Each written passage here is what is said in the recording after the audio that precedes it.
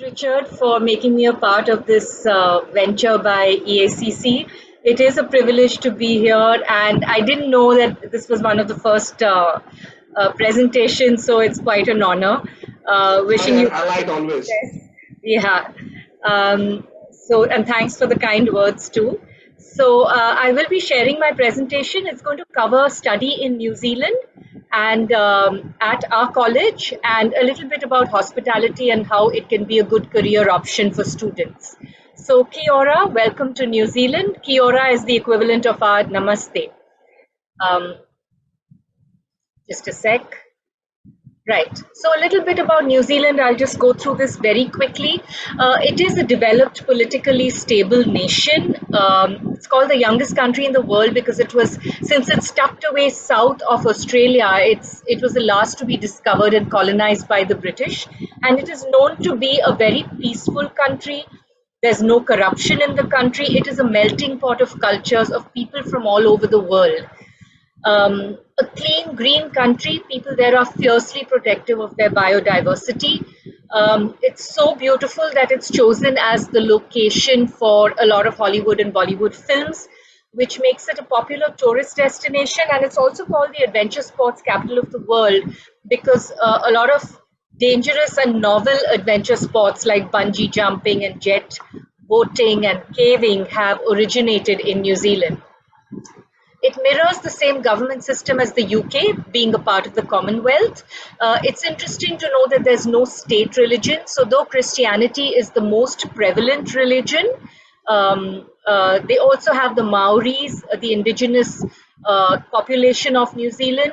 And all over New Zealand, there are, of course, churches, but in addition, there are also temples and mosques and synagogues dotting the landscape. Right. So like I mentioned earlier, it's known for being very peaceful. An international student would be safe there. There's a lot of security. There is no racism. There are no hate crimes. The people of New Zealand are very warm and accepting by nature.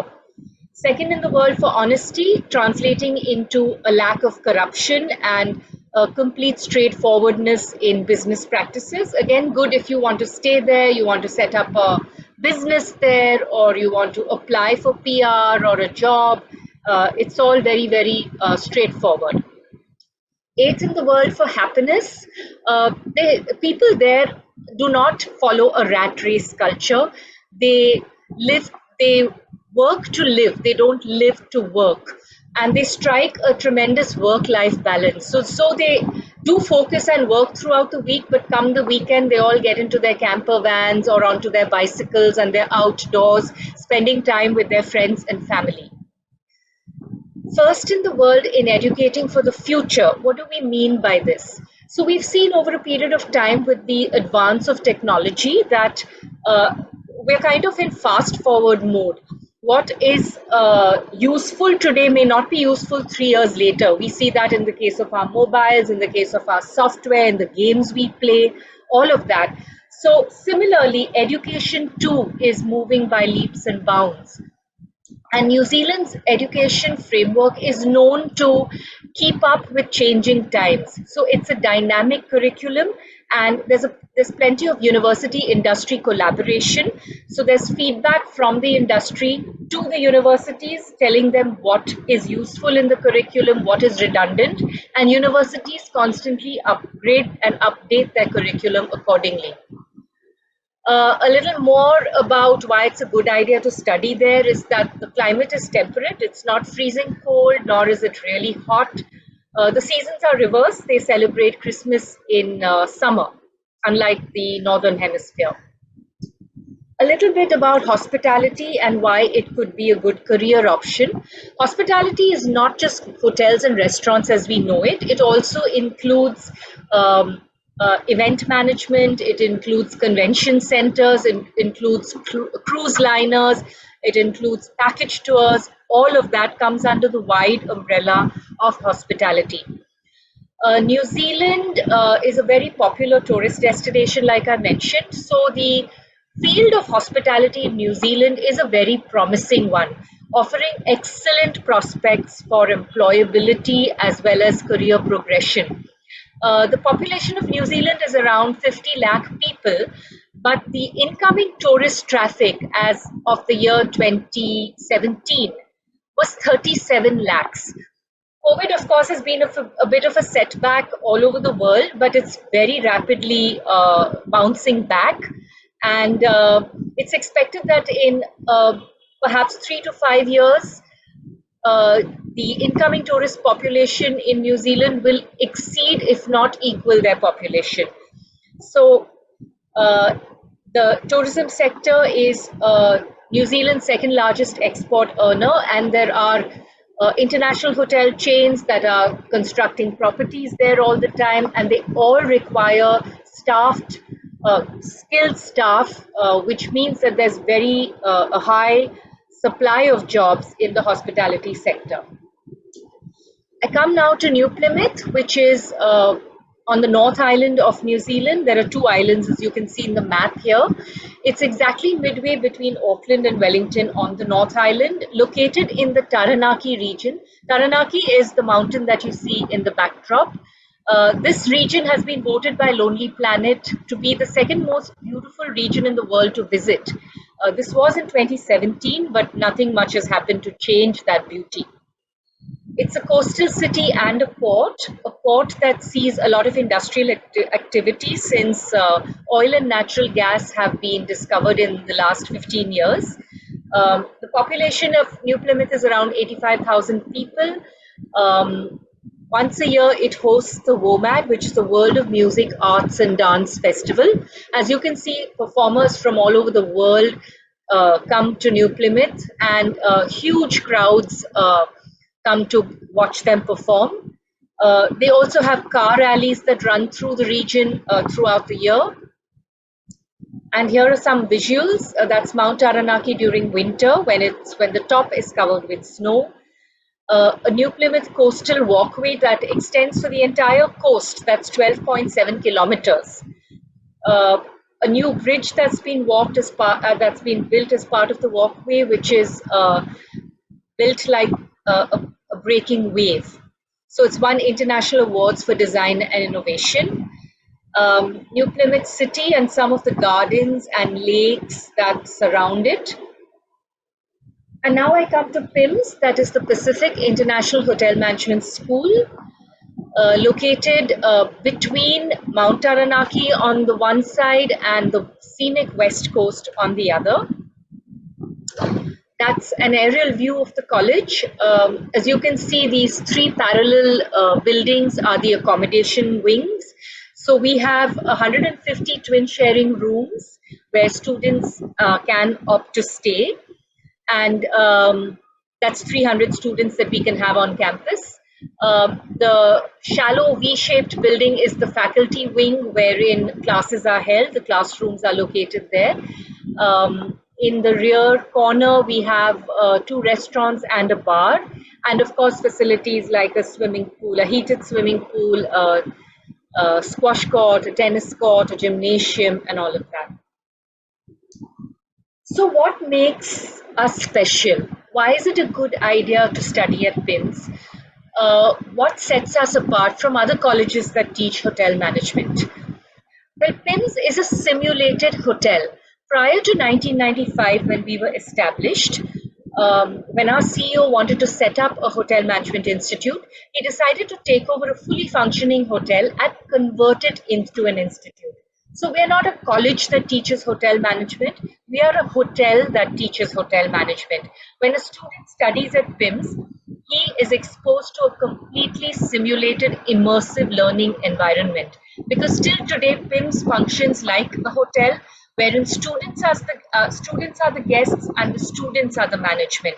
It's a hotel run by the students for the students. A unique learning environment. How is it unique? We provide world-class hospitality training. What do we mean by this? We were formerly associated with IHTTI of Switzerland, and we continue to deliver our programs in the same Swiss format, but at a fraction of the cost. Personal and professional development. Now, hospitality training sets a person apart from the rest. You can make out somebody who's had that kind of training because their skills improve, their communication skills, their grooming skills, their problem solving skills, their team building skills, their approachability and the way they handle people, the ability to change a negative situation into a positive one, to make every interaction a meaningful one, an unforgettable one. All these skills are taught during hospitality training. Balanced education, because all of our courses provide the three pillars of education, which are academics, practical training, and work experience in the form of hotel internships. International qualifications. What do we mean by this? Is it because you're traveling from India to New Zealand to study? No. It's because New Zealand is a signatory to the Lisbon Recognition Agreement, wherein all participating countries have agreed to honor each other's degrees at the same level. So a qualification in New Zealand would be recognized in most countries all over the world. So the facilities that we have, of course, include those of college. They also include what you would find in a hotel, like a front office, a lobby, a housekeeping section, a commercial kitchen, restaurants, a bar. And these are the programs, the subjects that we would teach. As you can see, they're all management subjects. So though we are teaching hotel management, hospitality management, tourism management with an emphasis on management. So it's like getting a BBA or an MBA with a focus on hotel management. Our undergrad programs, we have the bachelor's degree in applied hospitality and tourism management. Now, the intakes are in February and July. Eligibility would be class 12 with a 50% score and the required English language test score. So the structure of this program is extremely interesting, and it's a very fun program for students. They really enjoy it. Each year, it's a 3-year program. Each year is divided into 2 semesters of 6 months each. The first semester, students have to compulsorily live on campus, and during that semester, they would do their academic studies as well as practical training, operations training in F&B service. So as you can see from the picture here, the student is doing his F&B service training and he's serving his fellow students as guests. What is important to note also is that we do not have a culinary program. We do not teach cookery. So that's something you should keep in mind. Now, once the student's finished his academic and operations training, for the next 6 months, he's sent out into the hotel industry in New Zealand to do a paid industry placement or a paid hotel internship in the F&B service department. He comes back for year 2, again a similar structure. The first 6 months he has to compulsorily live on campus. He would do his academic studies as well as practical training, this time in the rooms division, which is front office and housekeeping. Again, for the next 6 months, he's sent out into the hotel industry to do a paid hotel internship in the rooms division. And he comes back for the final year, which is year 3 of the bachelor's degree program, to do an entirely academic year. No practical training, no hotel internship in this year. And he completes this year to finish his Bachelor of Applied Hospitality and Tourism Management, NZQA Level 7. And after this, he gets a 3-year post-study work visa, during which he can stay back and work in New Zealand. Our postgraduate programs. We have the postgraduate diploma and the master's degree. The postgraduate diploma at level 8 is a 1.5-year program. Eligibility would be a graduation in hospitality or in any undergrad program that had management subjects like a BCom, a BBA, or a BMS. 50% score is the cutoff, and of course the required English language test score. For this, we have, for postgraduate studies, we have 4 intakes in a year. So the course outline is That it's a 1.5-year program, like I mentioned. For 1 year, the student would be on campus studying. Out of that, 30 weeks would be academics and 10 weeks would be operations training. Again, practical training in F&B service and in front office or housekeeping. After which the student sent out for a 6-month paid hotel internship into the hotel industry in New Zealand. This completes the postgraduate diploma. If a student qualifies and if he's interested, he may progress to the master's research project, which is a 15 to 20,000 word dissertation on a topic relevant to hospitality, and it would take around 6 months to complete. The Master of Hotel Management level 9 is level 8 and level 9 combined. It could be a program of minimum 2 years, it could extend to 2.5 years. Eligibility, the cutoff is slightly higher, it's 65% in the bachelor's degree program. And again, there are 4 intakes in a year. After the postgraduate diploma, a student gets a 1-year stay back in New Zealand. After the master's degree, a student would get 3 years to stay back in New Zealand. So what exactly is this industry placement? What does it entail? It's 6 months of full-time work. By full-time, we mean 40 hours a week in star-rated approved hotel properties. We are associated with over 150 properties in New Zealand. It could be anywhere in New Zealand, so the student need not be located in New Plymouth. He could be in any city, any town, anywhere else. And he would earn a minimum, he would start with a minimum wage of 21.50 New Zealand dollars per hour. So the benefits are that a student gets a chance to earn while he learns. If you do the math, 21.50 per hour at 40 hours a week for 6 months, a student's in a position to earn 21 to 22,000 New Zealand dollars in 6 months during this hotel internship. So that's a huge amount of money. It's a great return and a very quick return on the investment in fees. Of course, a student gets valuable work experience, gets to know people from the industry, and the industry placement also provides a very valuable job opportunity, because if a student's good at his placement, he proves himself, then the hotel offers to absorb him if they have a vacancy. These are some of the hotels where we place our students. As you can see, there are international hotel chains, as well as the smaller standalone restaurants, bars, convention centers, etc. As a student, one can work for 20 hours a week part-time during study and for 40 hours during scheduled vacations. Very important to know, because again, minimum wage is applicable, and if a student works for 80 hours per month, he would earn something over $1,600, which is more than enough to look after living expenses.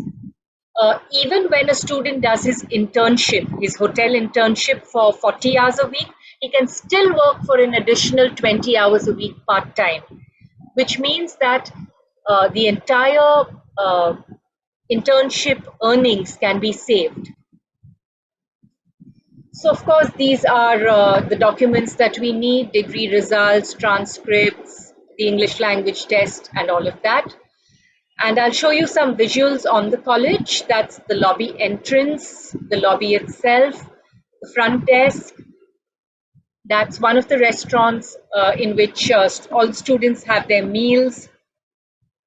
The other restaurants where events are held. The commercial kitchen, in which kitchen management, budgeting, food revenue management, all that is taught, but no culinary arts. And some of the facilities, this is accommodation, one of the rooms wherein students can opt to stay. For the first semester of the first 2 years of the bachelor's degree, they have to compulsorily live on campus, otherwise it's optional. So as you can see, the rooms are of very high standard. They're twin sharing rooms, well ventilated, carpeted, spacious, with an attached bathroom, a mini refrigerator, tea coffee making station, a workstation. This is the students' lounge where they all hang out after classes. And this is how one of the ways in which classes are conducted. A student doing her F&B service training. So as you can see, it's a fine dining experience. The guest, that's another student, is given a menu. They opt to choose what they want from that menu. At the end of it, they have to pay with PHIMS money, which is like monopoly money. It's just notionally paid, and that's the PHIMS money. As you can see, it's like play money, the Reserve Bank of PHIMS. So we have a pseudo economy system, and this is how auditing, accounting, and revenue management are taught in a practical manner. That's the front desk. Students have to check in and check out every week. That's how front office training is conducted. That's housekeeping and laundry. All the rooms are serviced once a week.